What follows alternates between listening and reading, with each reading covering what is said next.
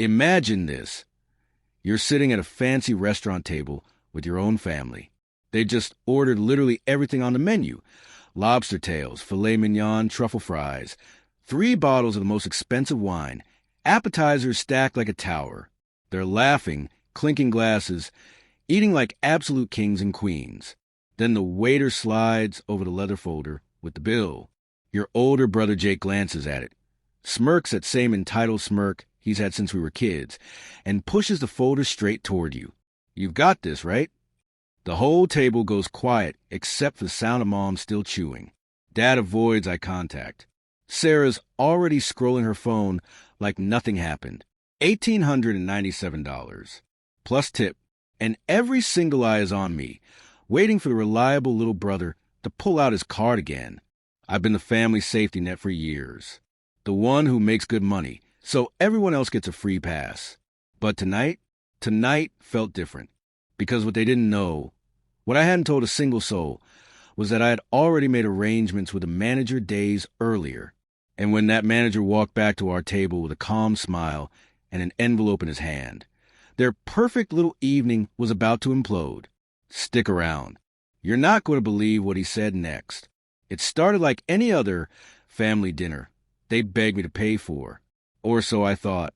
We pulled up to La Royale, this overpriced spot downtown with crystal chandeliers and waiters who look like they judge your shoes.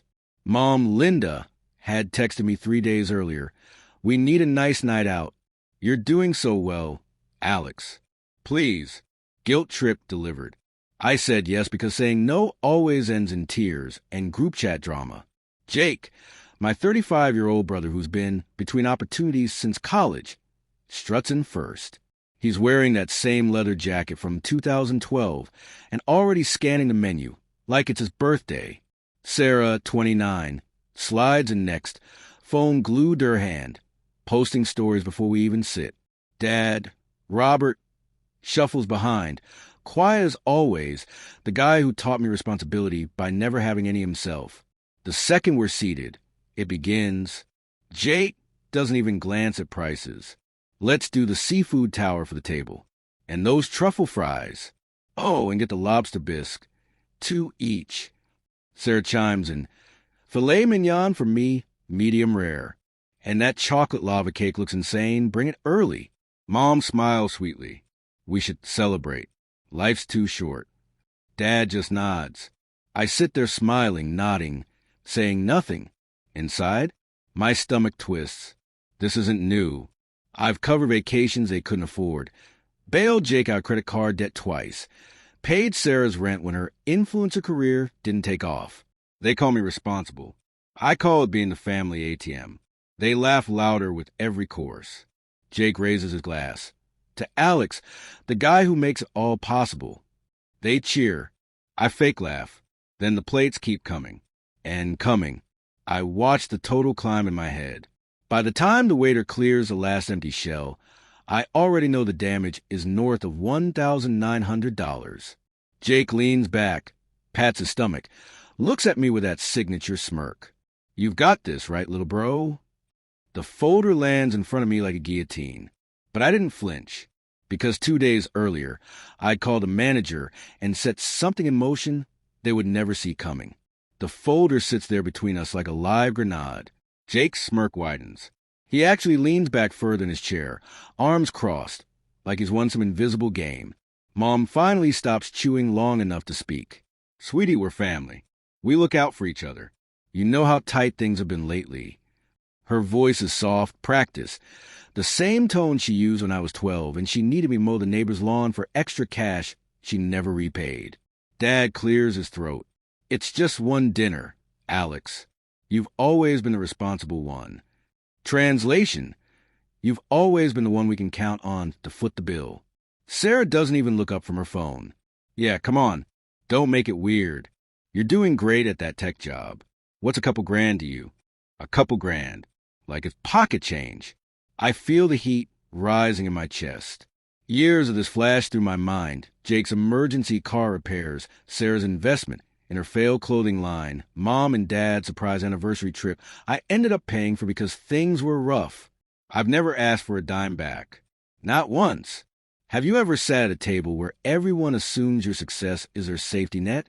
I could have paid it right then, swiped the card, smiled, let them walk away happy. But something inside me snapped clean in half.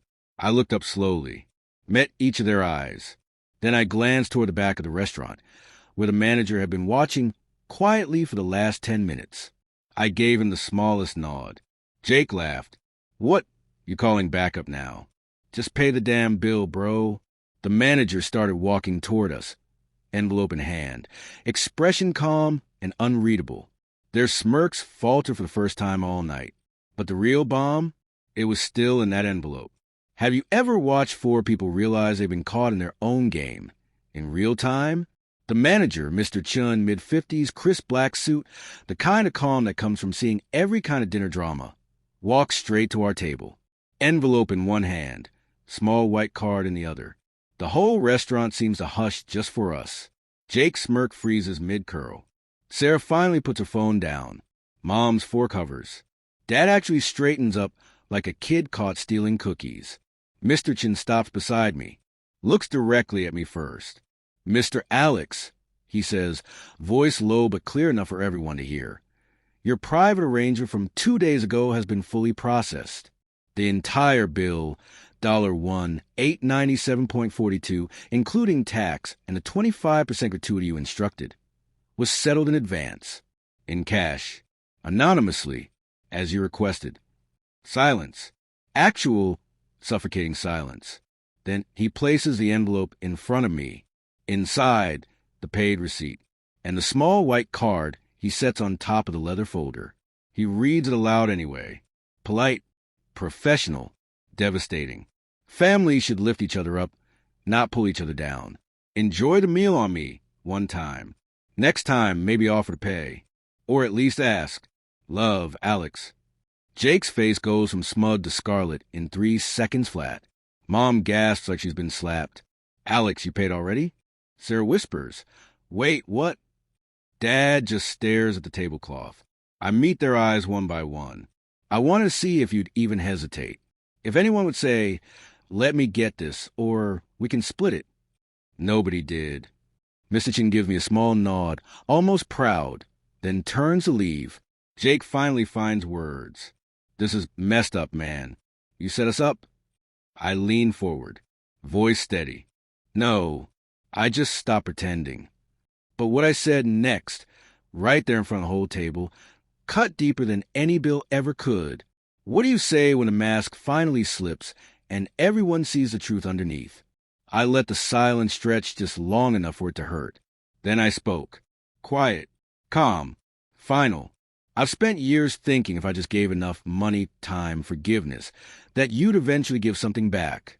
A thank you, an apology, even just asking how I was doing without wanting something. But tonight proved what I already knew deep down. You don't see me as family.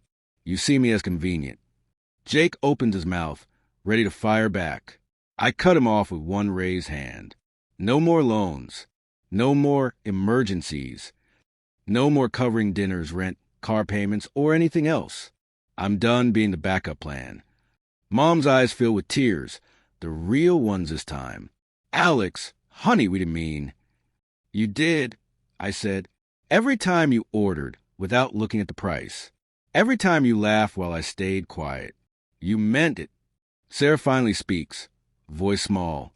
We thought you were okay with it. That's the problem. You never asked. Dad looks older than I've ever seen him. He doesn't argue, just nods once, slow.